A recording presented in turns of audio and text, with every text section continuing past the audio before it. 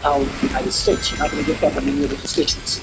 All these other groups trying to find a comfortable place under white supremacy. And if you truly believe that there's some settler colonialism going on over there, if you truly believe that what's happening in Israel is actually racial and not religious, then you're going to need to actually deal with what's happening over here, because this is what's funded. The United States is what's funded. Change the condition of black people in the U.S., and then you're going to take away all the support for the war machine in Israel. But then again, it's all a sideshow, all distraction. We have these simple-minded slackers like Lamont Hill and Coates losing their little TV gigs, risking out their own TV cable money that they got. But when it comes to black people, you never see them doing the same thing.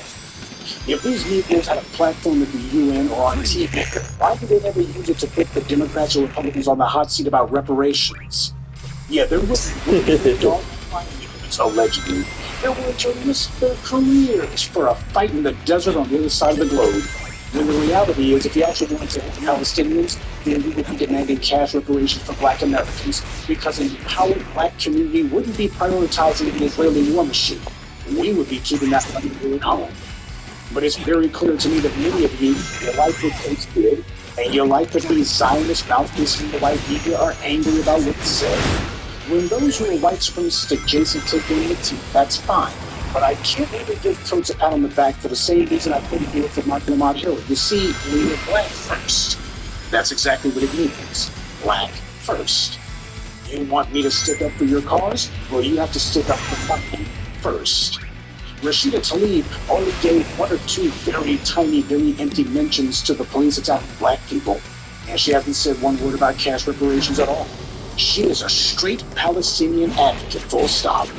If anyone should be tripping over their shoelaces to get in our good graces, it ought to be her, but instead, as we see with so many of these efforts, she's hedging her bets and calculating that she can get what she wants without doing anything to advocate for the tangibles that we're over.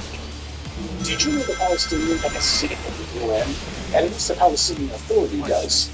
Can anyone think of even one time when they have used their position in the UN to stick up for us, support us? So that being the case, what the hell would we look like being ready to jump out a window and take sides for Palestine? I only support people to the exact same extent that they support me.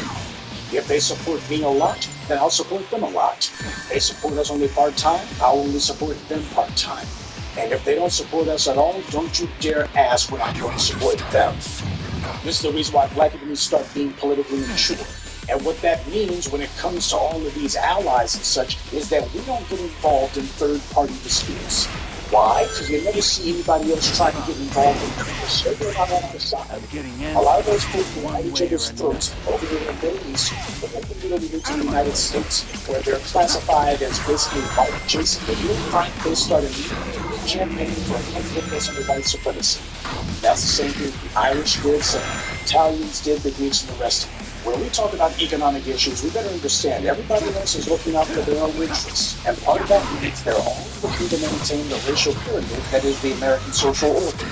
Everyone who comes to the U.S. is excruciatingly aware that they stand on a foundation built on anti-black racism. White supremacy has assigned the U.S. a higher place than us, and they are aware that their position is artificial. So whether they admit it or not, they're looking at us all the time, just like the white supremacists do. And they're also very scared of the prospect that our position will ever change. That's why we always have all these people who are at each other's throats, either in Asia, in South America, giving it to the United States. All of a sudden they put that stuff aside. That's because the American social order is organized around the principle of a common enemy. That is black people.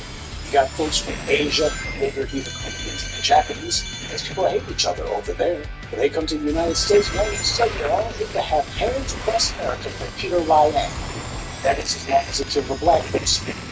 Right? If they have Asians and kill about white people, they don't do that because they understand exactly the rules of racism. One of the best moves we made was to bury that whole allies line of garbage that Ta-Nehisi Coates and others spouted. Black Americans are a group, and groups don't have friends, groups have interests. Coates did not use the media attention that he was getting from his book to advocate for his people.